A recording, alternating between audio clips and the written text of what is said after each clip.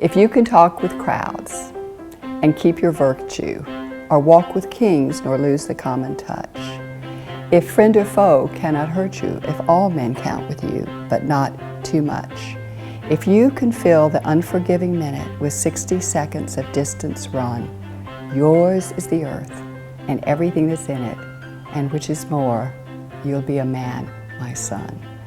Bob exemplifies, more than any other individual I know, Rudyard Kipling's poem. I think Bob reminds us that there are really only three things that ultimately matter in life, and that's relationships, experiences, and memories.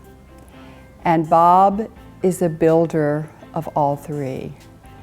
I met Bob Brown first in the late 50s. Some of our mutual friends introduced us. Bob and I were at the A&R Root Beer place on North Main Street, and we were there supporting students from William Penn High School. And when the police officers ordered us to move on, we didn't in a timely manner, and we both got arrested and had to spend the night in jail. I knew that things would eventually change, but I also knew that there was a possibility that some sacrifices would have to be made. I made up my mind that I would join Bob and the other young people to do whatever it took to make that change. Bob Brown is the epitome of a human being who lives to help others, to assist them to achieve their goals, their aspirations for a better future. His wisdom comes out of experience, his experience, and the experience of those he has walked with across the decades, across this country and the world. And I go around and see all the names that you know that knew Bob, be it from Oprah Winfrey and her friend Stedman Graham, be it Maya Angelou, or be it some other person that you know, or even back to his involvement in the government. They all say one thing, that Bob Brown is a real person, a person who from the beginning came forward with ideals and a philosophy of life very few knew. Bob taught us a lot. He taught us, I think he taught us what diversity really meant, not only from the standpoint of fairness, but what he could do to develop your talent base. And I probably learned more from Bob about people relationships, about fairness, about true diversity and what it meant.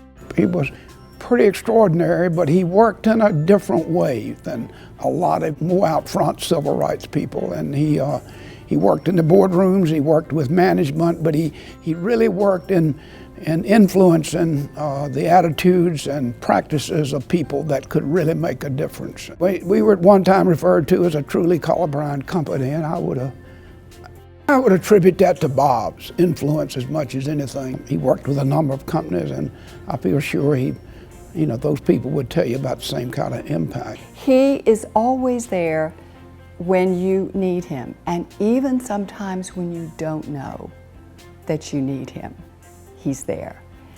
If you can get respect, and you can get sacrifice, and if you can get commitment, all in the same word, that would be what I would think about Bob Brown.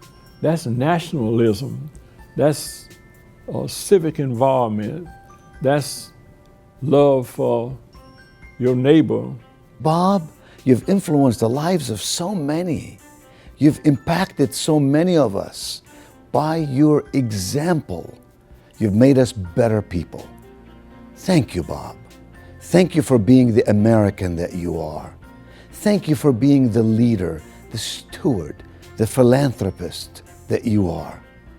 You've done so much more than you'll ever give yourself credit for. That's what makes you so special.